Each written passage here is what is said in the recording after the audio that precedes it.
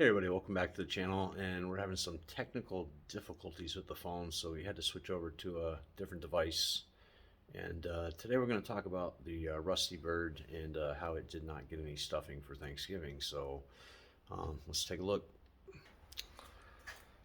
So here we go, the old Rusty Bird. There she is, and as you can see, the bird got no stuffing. There's nothing in there, so we can't drive it at the moment.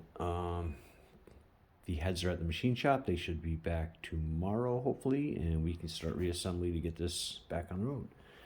So we'll go over a few things. As you can see over on coming up the rail, I have brand new fuel lines all the way throughout.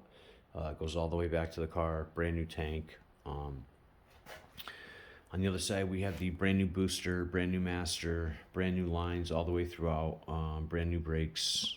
So as far as that part of the car, it's mechanically 100%. All the steering's been replaced. All the pieces. It's the original power steering pump, believe it or not, and the original steering box. But the only thing not original under the hood is the red wire that runs up, as you can see. But unfortunately, I can't go without my stereo. So if I get dinged at it at a car show or something, that's fine. So we'll take a look at some of the other parts that we're going to be getting ready to assemble and put back on the car. The fan, we talked about that before. I may or may not paint that. I'm not sure. It takes a beating under the shroud. Flywheel and pressure plate, we should be able to clean up as soon as we get the motor back together and slap that on and hopefully get it heading that way. And we'll go over a couple of the other spare parts we have. Since we don't have too much to talk about today. So these are the honeycomb rims, rare option for the car. I've run them on the car before. Like I said, I prefer the Rally 2s, which came originally stock on the car. If we can take a look, and there they are. Those are restored. So like I said, these are a nice option to have, and if I ever want to run them, I can. So if I change my mind. But we've got the radiator support, old gas tank. Not sure what we're doing with that yet. Maybe it goes to another car. We've got a steering column if I need parts from the other car. Nice to have. We've got the quarter panel that I've probably had for, I don't know, 15 or 20 years. That hopefully is going to make it onto this car before paint. And you've got the lower drop down for the trunk extension. We've got the radiator and just a spare radiator. And a console from the Gas Hog, which, as you can see, the guy cut speakers into it, so he ruined it. But you know, I don't know, someday maybe somebody needs a console like that, so we'll hold on to it. We've got the 77 Pontiac 400 that was rebuilt when I picked up that car, that I had to cut into pieces, and it is a rebuilt motor. It's got TRW pistons in it that are 30 over, so if something happens to the motor in the car, we've got a nice spare 400 right there.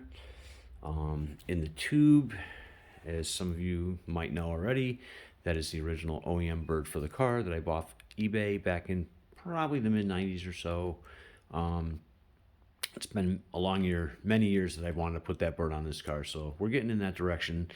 And over here, the prize is the 69 Pontiac 350 that I had when I first bought the car. That could be a whole video in itself on that motor. When I bought my other car, actually, my Formula. But it eventually made it into this car. It has about 30,000 miles on it. It's rebuilt. What else can I say? Yeah, like I said, it's a whole nother story in itself. It was a race motor, then a street motor, and like I said, it put this car down the road for many years. So we like to have that in stock, you know, along with the 400. You never know what's going to happen. You know, and I do like to drive the car hard, so you never know. And then we take a look over here. I cleaned up some of the stuff. I found some bushings. I found a motor mount bracket that's actually in really good shape, and having a, you know, organizing the garage every couple years helps me find the parts a lot better. So we're in much better shape. Let's see, I guess we can go down a little bit. There are the numbers matching manifolds for the car if the headers go sour and it doesn't work out for me. What else do we have? We have in the bag, we have all the original equipment to put the intake manifold on it if we wanted to go OEM for the choke. but we're not going that route at this point. Plenty of clutch fans. We've got multiple alternators down there, power steering pumps. Good to have all this stuff in stock when you have a car this old. A couple more parts. We've got some hood hinges. There we go. And as you can see, they are actually from GM, not Classic Industries or somewhere else. I bought these back in the late 80s for the car, but I knew I would need them someday, and that day is now. So they'll be going on the car soon. We'll take a look down on shelf number 1, down below. That's from the Gas Hog, and it's pretty much everything from the front of the car. All the steering components, front and rear sway bar. It has the spindles, it has the dust shields. If you look way underneath, you can see the inner and outer heater box. So if we buy another car, you never know, that doesn't have one. Who knows? It's nice to have parts in stock. So we move up a shelf. We have in the bag, way in the back, is the original wiring harness to that 74-400 automatic Trans Am, and the wiring harness was in excellent condition. So I saved that. It's priceless to have that in stock. I know I could buy another one, but that is from the factory, from GM. So it's nice to have. Everything you see in the bags is all tagged and marked, so I know what it is, mostly exterior parts. If we move up a shelf, you can see that's mostly exterior parts. I've got grills, I've got tail lights, I've got the Gas Hog spoiler over there. I've got my flares there that hopefully will come back on the car when the car gets painted at some point. And these are all OEM parts from GM. Don't have to buy them from somewhere else. And really nice to have them in stock. The Gas Hog spoiler is actually in excellent condition. It may make it onto this car depending when I go to paint it. We'll see what happens. And if you move up one more, we have, and there it is, gauges, we have heater controls, we have interior parts, multiple mirrors, map pocket.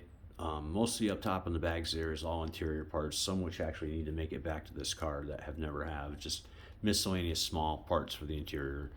And if we look up one more, we've got the blue dashboards that came out of the Gas Hog. I will probably sell that to somebody that needs it more than I do, because I will probably never use it in this car. Because if I had to, I'll back up one more step. Whoa.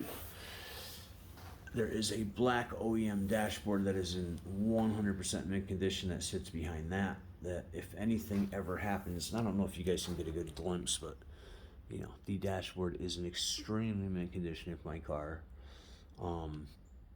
anything happens to that, I have that one up there to replace it. So pretty good shape for parts. Like I said, we're going to keep the video short today because there's not much to show you. I am waiting on parts, and like I said, the bird did not get any stuffing for Thanksgiving, so next year it will.